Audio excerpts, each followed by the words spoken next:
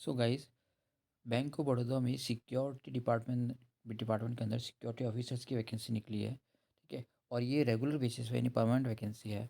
तो जो भी इच्छुक अभ्यर्थी हैं इस फॉर्म को भरने के लिए उस फॉर्म को भर सकते हैं।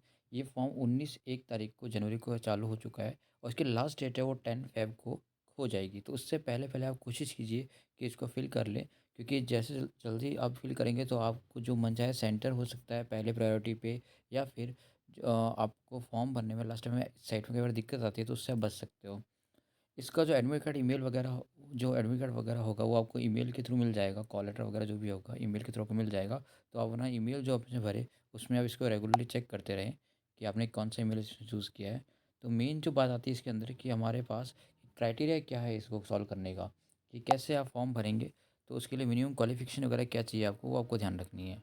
ठीक है। तो देखिए, सबसे पहले कि ये मैनेजर सिक्योरिटी की पोस्ट है। ओके। इसमें 38 वैकेंसीज हैं। एज लिमिट जो है वो 25 से 35 के अंदर होनी चाहिए। और प्लस उसके बाद क्या क्वालिफ़िकेशन होनी चाहिए आपकी, तो आपको किसी भी यूनिवर्सिटी से या इंस्टीट्यूट से आपके पास ग्रेजुएशन होना चाहिए। ये मैंडेटरी है, ये ज़रूरी होना चाहिए। उसके बाद अगर किसी पर्सन ने कंप्यूटर के अंदर कोई मिनिमम कोर्स कर रखा है 3 मंथ्स का, ठीक है, या फिर आईटी टेक्नोलॉजी के अंदर या ग्रेजुएशन लेवल पे कोई कोर्स कर रखा है कंप्यूटर से रिलेटेड, तो वो इसमें क्या होगा, मान्य होगा। वो इसमें एक आपके लिए बोनस पॉइंट प्लस पॉइंट हो सकता है। उसके इसमें वर्क एक्सपीरियंस क्या है, तो जो भी पर्सन है, ठीक है, जो भी कैंडिडेट है वो ऑफिसर रैंक के होना चाहिए, जिसमें मिनिमम 5 इयर्स की सर्विस की हो आर्मी, एयरफोर्स या नेवी के अंदर। ये वर्क एक्सपीरियंस नीडेड है इस जॉब के लिए। या फिर अगर कोई पर्सन है जो पुलिस ऑफिसर है, ठीक है, जो डिप्टी सुपरिटेंडेंट यानी डीएसपी की जॉब से उसके नीचे रैंक का नहीं होना चाहिए, जिसको 5 साल का उसमें एक्सपीरियंस होना चाहिए गैजेट ऑफिसर के रूप में। Okay friends. तीसरा है, अगर कोई पर्सन, ठीक है, इन दोनों के अलावा अगर ना हो तो उसकी रैंक जो है वो असिस्टेंट कमांडेंट या उससे ऊपर की होनी चाहिए क्लास 1 गैजेटेड ऑफिसर के अंदर, और 5 इयर्स की सर्विस मिनिमम होनी चाहिए। ओके। तो ये सारी चीज़ें इसकी मिनिमम क्वालिफिकेशन या के साथ साथ वर्क एक्सपीरियंस हमको चाहिए होगा इस जॉब के लिए।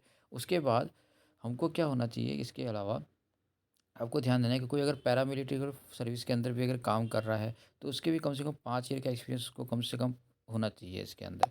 तो ये सारी चीज़ें आपको इसके अंदर नीडेड है। उसके बाद आपको ध्यान रखना है कि इसमें पोस्टेज किस वाइज कैटेगराइज की गई है। ठीक है। तो जिस पोस्ट के लिए आप भरना चाहो देख सकते हो। एससी के लिए इसमें 5 पोस्ट हैं, एसटी के लिए 2 पोस्ट, ओबीसी 10, ईडब्ल्यूएस 3 और यूआर यानी जनरल कैटेगरी में 18 पोस्ट हैं। सो टोटल 38 पोस्टेज यहाँ पर हमारे पास यहाँ पर है। तो इसके अकॉर्डिंग वो बांटी गई है। उसके बाद मेन चीज़ इसमें और है हमारे इसके अंदर कि एज रिलैक्सेशन, ये काफ़ी इंपॉर्टेंट है। ये ध्यान दीजिएगा इसको कि एससी के लिए यहाँ पर 5 इयर्स का रिलैक्सेशन है, एसटी शेड्यूल्ड ट्राइब के लिए 5 इयर्स का रिलैक्सेशन है, ओबीसी है नॉन क्रीमी लेयर के अंदर उसको 3 इयर्स का क्या है आपको एज रिलैक्सेशन, एज में छूट है। उसके अलावा आपको जनरल में ईडब्ल्यूएस में 5 इयर्स, ओबीसी 8 और 10 इयर्स में छूट है। अगर कोई पर्सन जो वर्क एक्सपीरियंस के अकॉर्डिंग मैंने बताया था वहाँ से अगर बिलोंग करता है उस कैटेगरी में, तो उसको ये छूट दी जाएगी। ठीक है।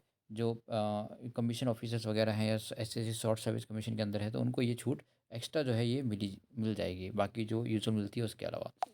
चलिए, उसके बाद एप्लीकेशन फ़ीस क्या है इसकी, तो देखिए 600 रुपये इसकी एप्लीकेशन फ़ीस है। ठीक है। किसके लिए, जनरल, ईडब्ल्यूएस और ओबीसी कैंडिडेट्स के लिए। और 100 रुपये एप्लीकेशन फ़ीस है किसके लिए, एससी एसटी और वुमेन कैटेगरी के पर्सन के लिए। ठीक है। आपको ये चीज़ ध्यान रखनी है।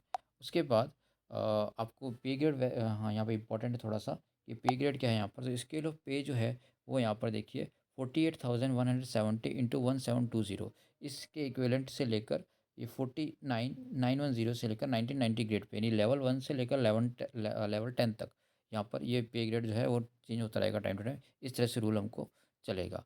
चलिए, उसके बाद एक और इम्पॉर्टेंट चीज़ कि यहाँ पे जो है वो 12 मंथ्स का प्रोबेशन पीरियड रहेगा 1 ईयर का। उसके बाद क्या होगा कि आपको जिस जॉइन को डेट करोगे उस जॉइन डेट ऑफ जॉइनिंग से 12 मंथ्स का आपके पास क्या रहेगा, प्रोबेशन पीरियड रहेगा।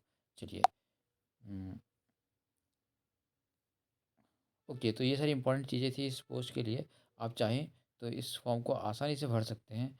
आपके पास सर्टिफिकेट जो है यहाँ पर दिए गए हैं नीचे, ये कैसे सर्टिफिकेट्स आपको साथ में अटैच करना है एनेक्सर के रूप में।